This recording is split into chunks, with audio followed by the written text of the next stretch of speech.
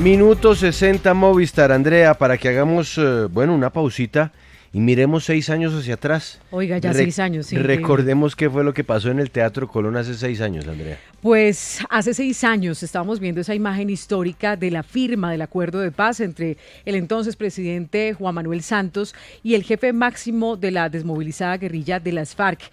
Rodrigo Londoño, conocido como Timochenko, donde se prometía dejar las armas para reincorporarse a la vida civil, para hacer política sin armas, pero también con unos compromisos muy, muy serios por parte del gobierno. Sin embargo, después de 6 años, pues aunque se dio una buena noticia, pues que era cesar la guerra en el territorio colombiano, todavía quedan muchos pendientes. Y por eso queremos hacer un balance con el excomisionado de paz, Sergio Jaramillo, a quien saludo a esta hora. Bienvenido aquí a Sigue la W. Muy buenos días en Colombia, tardes aquí en Bruselas. Así es, tardes en Bruselas, desde donde usted se conecta hasta ahora. Y quiero preguntarle por ese balance que usted hace, ¿cuáles han sido los aciertos y cuáles las deudas, los pendientes después de la firma del acuerdo de paz? Andrea, yo comenzaría por lo primero que ustedes dijeron.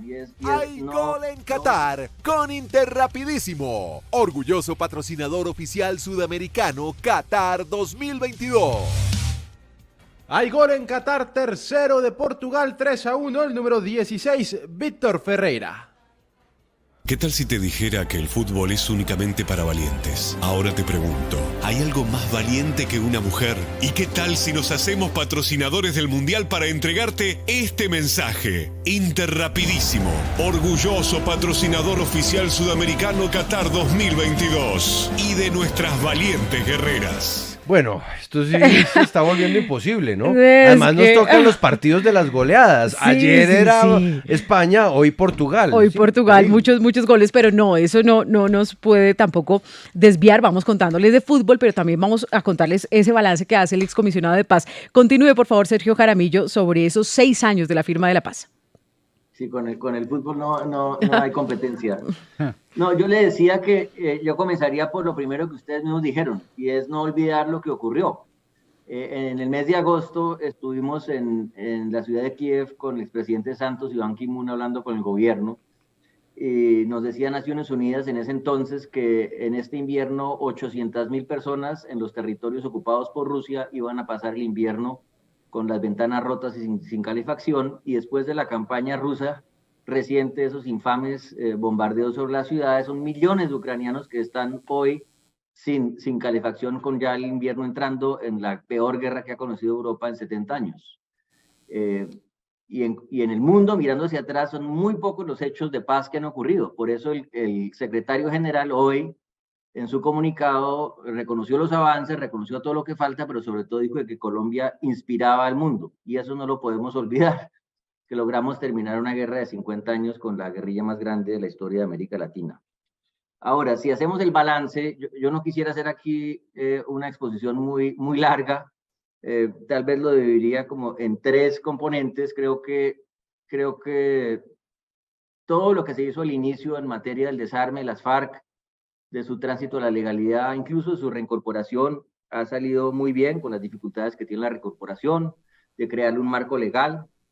Creo que los resultados que ha dado todo el punto de víctimas, el punto 5, la comisión entregó su informe, pero sobre todo el trabajo de la JEP, que es una cosa que incluso en Colombia no nos damos cuenta de su alcance. No había pasado nunca en ningún país que una guerrilla acceda a reconocer ante un tribunal y ante sus víctimas la comisión de crímenes de guerra, y pedir perdón y recibir luego, como va a ocurrir, una sentencia, y menos aún que oficiales, mucho menos generales de un ejército hayan hecho lo mismo, como pasó con General Torres. Estas son cosas realmente muy importantes, no solamente para Colombia, sino para el mundo y las posibilidades de paz, mostrar que se puede hacer un proceso en el marco del Estatuto de Roma. Ahora, una vez surtida esta fase, que uno podría llamarla la de la atención a las víctimas, de mirar al pasado, de darle estabilidad jurídica al proceso, hay que recordar que el eje central del acuerdo con las víctimas era justamente toda esta lógica de integración territorial, de desarrollo rural, de resolver estos problemas históricos de Colombia que alimentan la violencia. Uno siempre tiene que preguntar si muchos de los problemas que vemos son la enfermedad o son el síntoma de una enfermedad más profunda en la economía política de Colombia, y eso es lo que falta. Falta realmente implementar el punto 1 como Dios manda, el punto 4, y falta también, y con eso termino, queridos amigos, una política de seguridad que esté a la altura de las circunstancias, porque en Colombia las cosas solo, la moneda tiene dos caras, paz y seguridad, y las dos tienen que ir de la mano. Punto 1 y punto 4, dice usted, Sergio Jaramillo, que deben implementarse para poder avanzar. Hagamos un pequeño recorderis de estos dos puntos, porque pues eventualmente para quienes nos están oyendo y viendo a esta hora no es tan evidente saber cuáles son, pero sobre todo viéndolo según esta luz, y es que el gobierno pasado, recuerdo yo, que Emilio Archila decía constantemente que se estaba avanzando, que se estaba cumpliendo. ¿Cuál es la realidad si lo vemos sobre todo desde la perspectiva de estos dos puntos, punto 1 y punto 4? ¿Se cumplió o no se cumplió en el gobierno pasado? En el punto 4, que es el punto de los cultivos ilícitos, no se cumplió. No se avanzó prácticamente nada y los cultivos incluso crecieron.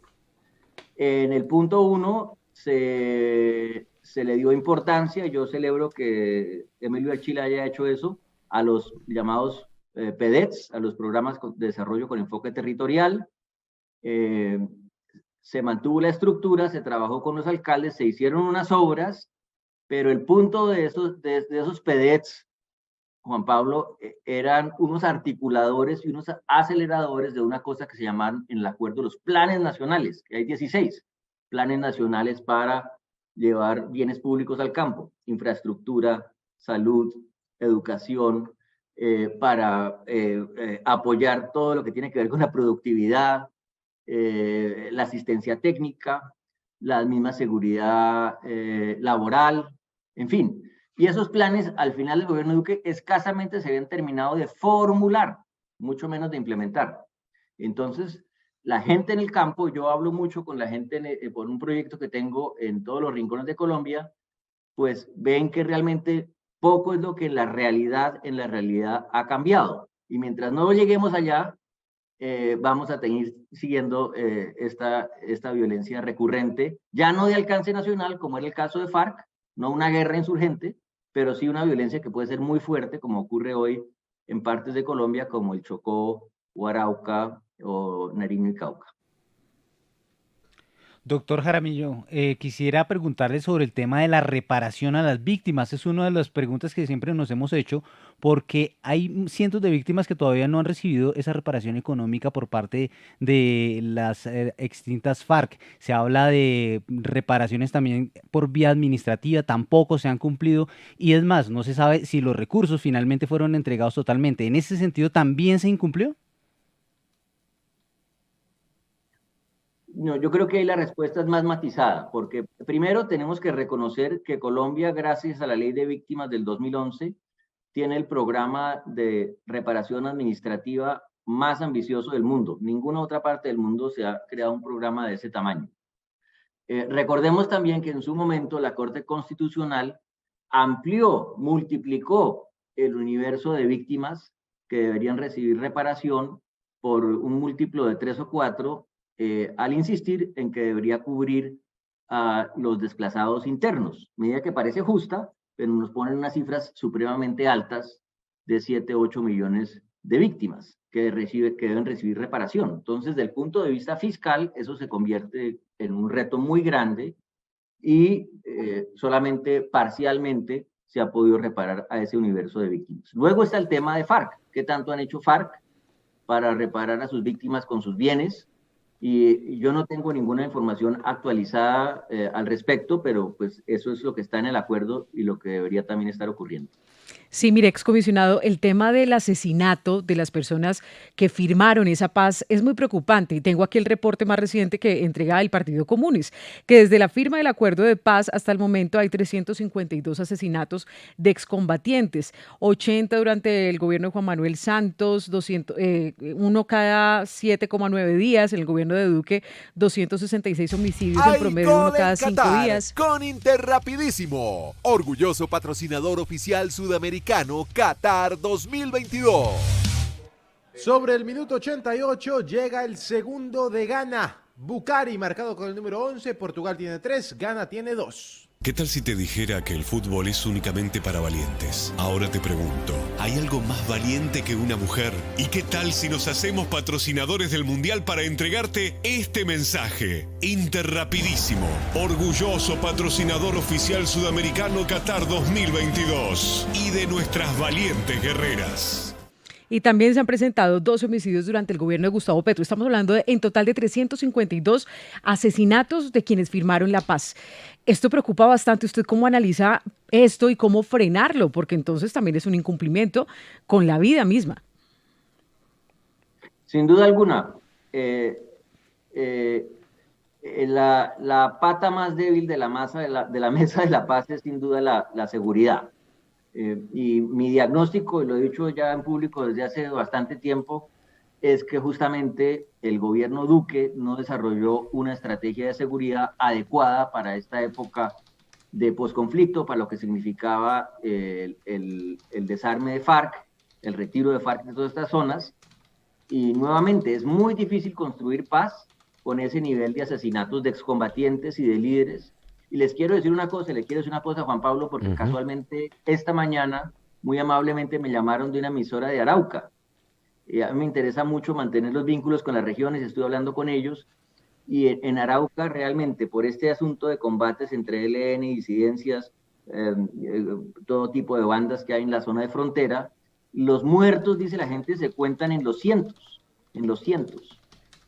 la gente enterada. Y esto no lo ve uno en la prensa nacional. Esto es como que si no estuviera ocurriendo. Yo los invito a todos, a trabajar con los medios regionales y asegurar que tenga mayor visibilidad, que se oigan las voces de esos territorios, porque hay que prestarles más atención y hay que desarrollar una estrategia de seguridad acorde con los tiempos que pare esa violencia. Sí. Ahora, yo quiero preguntarle sobre las políticas actuales de la llamada paz total.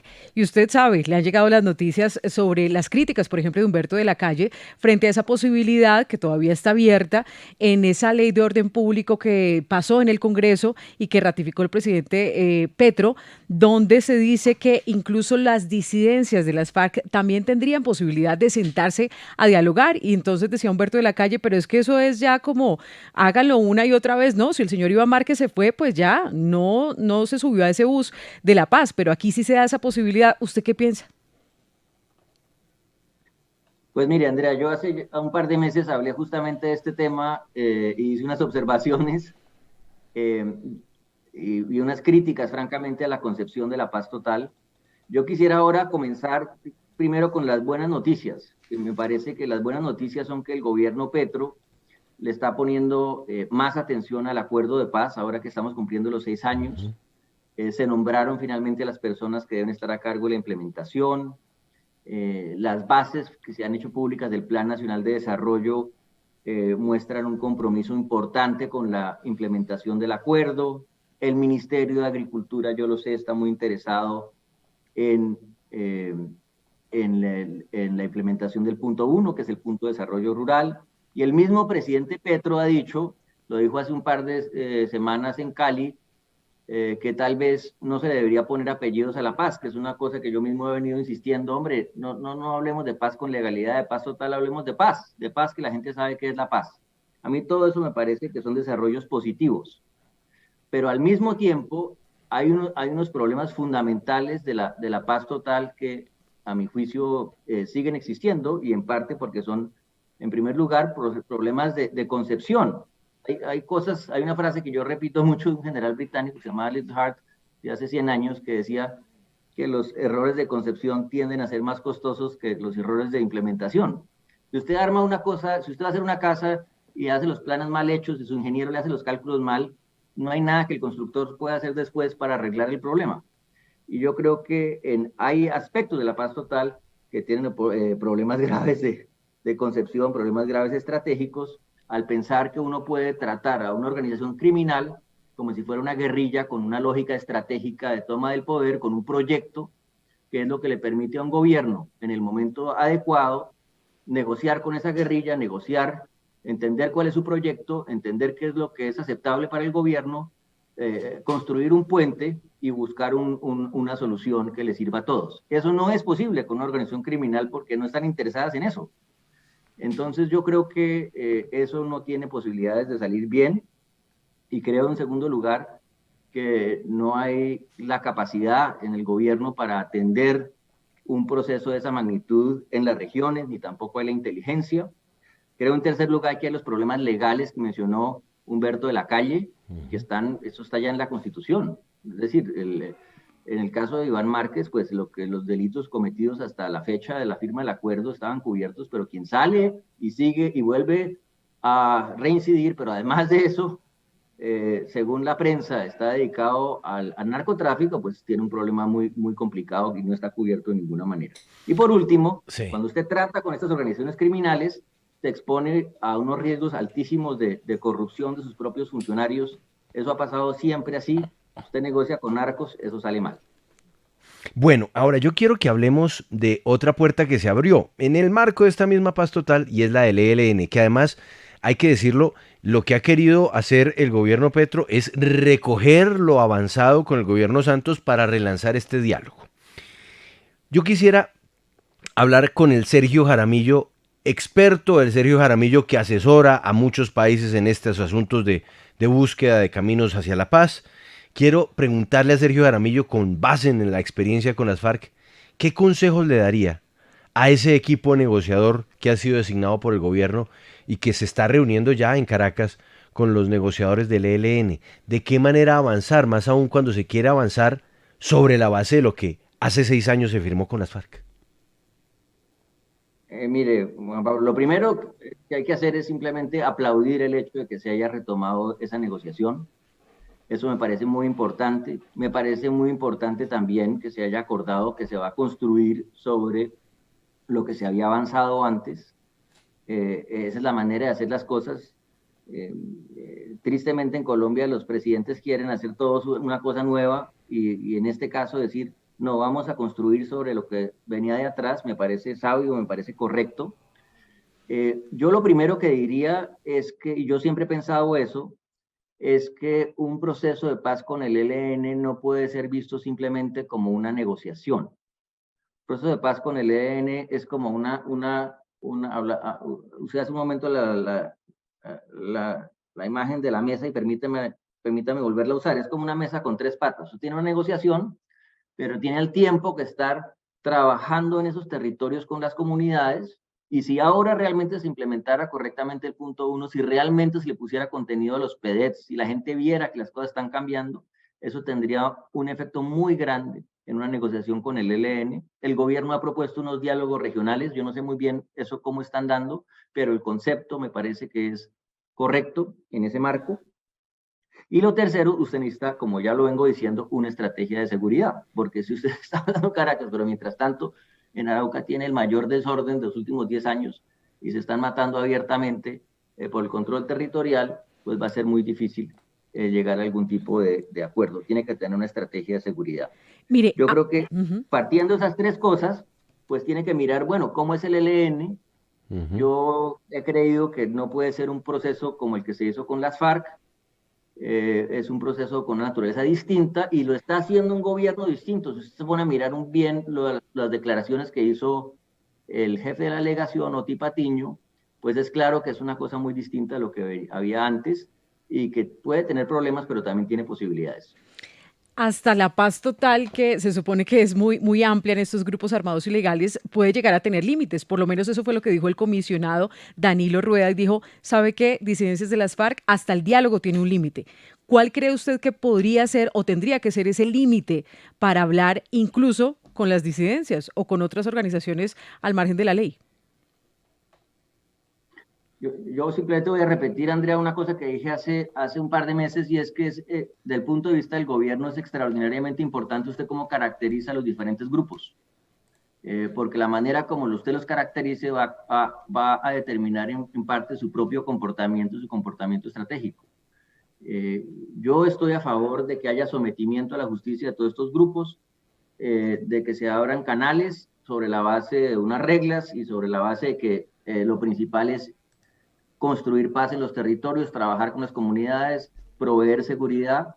y como un componente adicional, hablar con estos grupos sobre la base del sometimiento. Pero si usted los trata a todos como si fueran unas guerrillas en el marco de la ley 418, que es la que se acaba de prorrogar, usted va a tener unos problemas muy graves hacia adelante, que me temo que es lo que va a ocurrir. Sergio Jaramillo, antes de despedirlo, una pregunta que me queda. 6 años después, ¿se logró recuperar de la tendinitis luego de firmar más de 13.000 pasisalvos para los firmantes de la paz? Se puede creer que en ese momento yo era el embajador de Colombia ante la Unión Europea y andaba con una especie de yeso debajo de mi saco durante 3 meses y dormía con él porque tuve que firmar esas 13.000 cartas. Y mire, este fue un esfuerzo tan grande, Juan Pablo, de todo el mundo tan grande. Yo a veces digo, yo la verdad casi que no puedo ni pensar en esa negociación porque inmediatamente me entra un golpe de cansancio. Pero fue un esfuerzo tan grande de tanta gente que hay que construir sobre eso.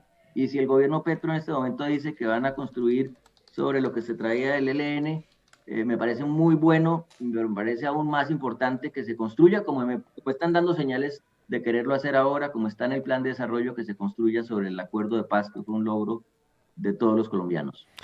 6 años. Muchas gracias, Sergio Jaramillo. 6 años después, por esa firma que así muchos no lo reconozcan, sí le cambió en algo la cara a este país, y ojalá esos sueños de paz se sigan concretando para nuestra Colombia. Una buena noche para usted en Bruselas. Muchas gracias.